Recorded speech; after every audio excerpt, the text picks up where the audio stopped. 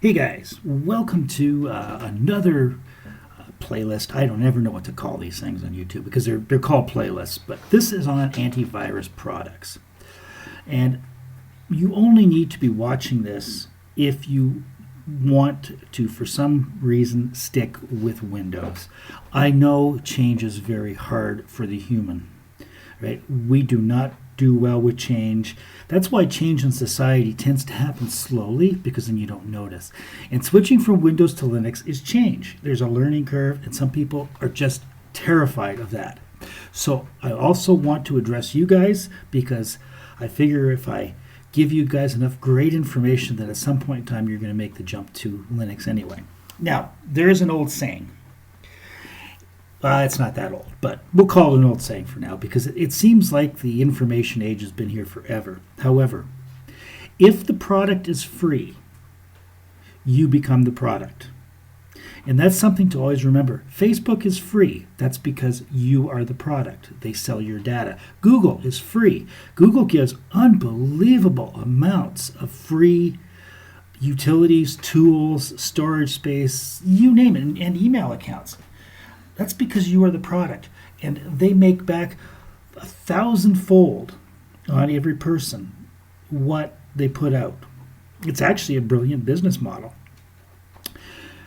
Now, when it comes to Windows, you are also the product with Windows, but people will say, but I pay for Windows. No, actually you don't. Most of you running Windows 10 or any other Windows version got it for nothing, especially Windows 10. When you buy a PC, it's included in the price, right?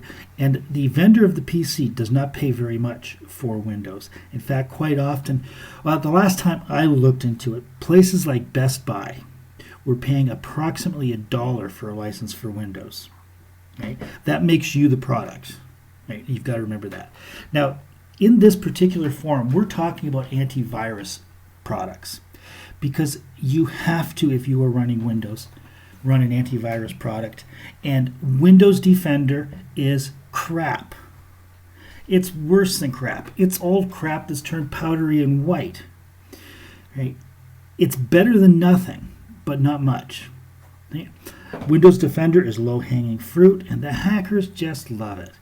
What you need is a good AV/firewall product, which is going to take down your system resources, but you need it because the potential for disaster on a Windows system is just astronomical. So today I want to talk about two of them.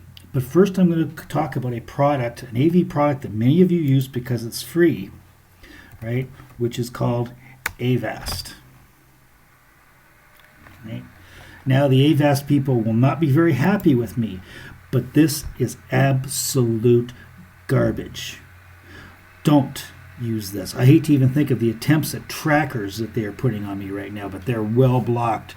I'm not seeing the run here from my shields, right? Now you're going to see this in a different language because I'm on a VPN. I think that we're I'm not sure where I am here. Where is my VPN today? We're in Belgium. This doesn't look like French to me, but yeah, I guess it's French. Yeah, oh yeah, it is French. Okay. Hey, this, I know a lot of people that use it, and they think it's wonderful. They think it's wonderful because it's free. Right? This product comes bundled oftentimes, hidden in other products that you will download that are also free. Right?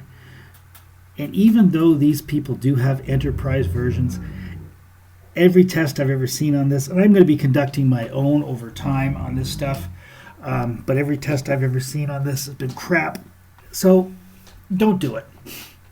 You're better off with you're better off running the virus of Windows Defender than the virus of Avast. That being said, let's take a look at the first one.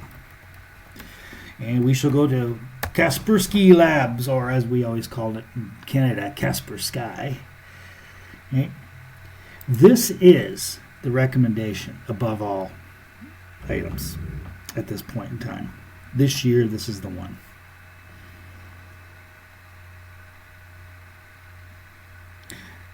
Now, we will just continue to view here on the global site, and we will go from there. This is a Russian product. And the American government hates it. They've spoken against it. But that's meaningless. That's just all part of the political horseshit. But when it comes to hacker-type technology, the Russians are brilliant people when it comes to computer stuff, especially the hack end of it. And this security system is absolutely fantastic. Now, I don't have this thing here anymore. Here we go. Let's look at home products here. Now, this is cross-platform, except for Linux, of course, because it's just not needed on Linux. And you have various products here. Now, this is the one that is put out as being a recommendation. Okay? And in all honesty, it is worth it. Now, you get multiple devices with this, which is a nice thing. So you can also install this on your phone as well, because your phone needs it too. Right? Your phone does need it too. But now I always ran, this is the one that I ran. This is actually new from the last time I was with them. Yeah, new adaptive security. But I find that they are a very strong product for using. You can also get a VPN from them. I wasn't crazy about the VPN, even though I used it for about a year. I got better VPN recommendations than theirs. But this is a great package to use. It's going to run you $90 a year to use it. And it's worth every cent. Because believe me, if you get compromised, it's going to cost you a hell of a lot more than $90 to get it back. This is the way you got to weigh things. Right? People don't tend to like to spend money on things that they don't hold in their hand or don't get immediate benefit from. And this is something you do not want to have benefit from. You really want this $90 to be flushed down the toilet every year and for your computer to remain safe. Now, what I like about Kaspersky is somebody getting in the back end of your Windows install. This is a hard product to get around. This thing will block the port as soon as it catches something going on that it doesn't like. And that is awesome. Sometimes it's inconvenient, but that is absolutely awesome. They're also great at reporting websites that you should not be on and blocking you from them. Right? They keep very, very current as to their information. And there's a section on there where you can actually go up and take a look at their cloud environment. And that's true on all three products. And see just how much malicious attacks are going on that they are getting reported to them from the systems they have out there. So this is one to definitely take a solid look at, right? Because if you're running Avast, you might as well stick wet toilet paper to your face, right? It's doing nothing. It is absolute garbage. I am going to, as we go along with this, as I said, I'm going to be testing my own. I used to do testing of AV products years and years ago when I ran the BBS. And I would like to do it again, but I've got to get myself another system and install some virtual boxes on it because I cannot do it on this one, right? To do all of this stuff properly, we need more equipment, and that is what the goal is to bring you the best possible channel for doing this. Next, we will go back and we will take a look at number 2, and this becomes a choice. Today, I am saying Kaspersky. Number 2 is called BitDefender. Right? I have a subscription to BitDefender that I'm not using because I jumped from Windows. Right? Here we go. Global leaders in cybersecurity. 100% I agree with that. This is an awesome company and an awesome product. Today, the battle for supremacy of the best AV product in the world today has been between Kaspersky and BitDefender. A year ago it was BitDefender. Now we're back to Kaspersky. So you're not going to go wrong either way. I believe Kaspersky offers you a 30-day free trial. I don't know if BitDefender does or not. I can't remember. I think I just bought it outright anyway. Right? But it is just fantastic. Now, one of the things that I absolutely love about this particular company, and I'm very fond of the company and the model of the company, is the company was founded by some guys in Bucharest, Romania. Right? So again, we're in East Europe, and we're in places in which a lot of the real world-class hackers have existed and come from. Like Turkey is, I used to have conversations with Turkish hackers. Those guys were just, their brilliance blew my mind at times, their creativity for doing it, because hacking is an art form. And you can do hacking for good or bad. Remember one day, This is kind of a humorous story as we're sitting here looking at this. I'm sure they won't mind me doing this. I had a big seminar going on at my school in Canada, and I went to open up my internet connection, which in those days was I was using DSL from Bell. That's right. That was real garbage. Should have just been on dial-up. It would have been better speed. By the way, everything Bell Canada is bad. If you're on Bell Cellular, change. Talk about a malevolent company. Anyways, I regress. My web page at that point in time was my default homepage, which was a stupid thing to do because it messes up your statistics, right? But anyways, I load up my browser and I got this. My web page has been hacked, and it says what exactly did it say? It said "Death to America, the Lords of Iraq." Right? I'm looking at this thing, and there's little soldiers marching on this web page. And I thought, isn't this wonderful? My website gets hacked on the day I got a huge seminar going on. So I went into the back end of into the direct admin panel, and I managed to figure out where it was coming from. Right? And lo and behold, I had Turkish hackers. Now, I was running a Joomla website at that point in time. And I knew who the group was. I went to their website. The website was actually the Lords of Iraq too, which was funny. They weren't anywhere interested in covering it up. I sent one of the guys an email, and I was like, "Hey, dude, you just hacked a small business website. Could you not do it again, please? Because for you, the hack is worthless, but for me, because I'm a martial arts teacher, I don't want parents seeing something like this. It'll cause me some grief." And we ended up emailing back a couple of times, and they never did it again. They were very nice about it. They were after bigger fish, but it was the name that caught them, right? And the name, actually, Peaceful Warriors, was the name of a best-selling book at one point in time. So that's what caught their interest, was that. But we talked about it. He explained to me how he gotten in and all of that type of stuff. And these guys were just brilliant, right?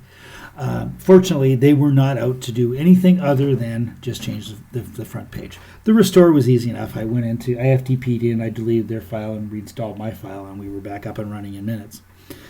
But you're dealing with, when it comes to the hacking community, you're dealing with brilliance that a lot of people can't comprehend. You have to be very proactive about protecting your data, not only from the stand of being hacked, but of course also your privacy.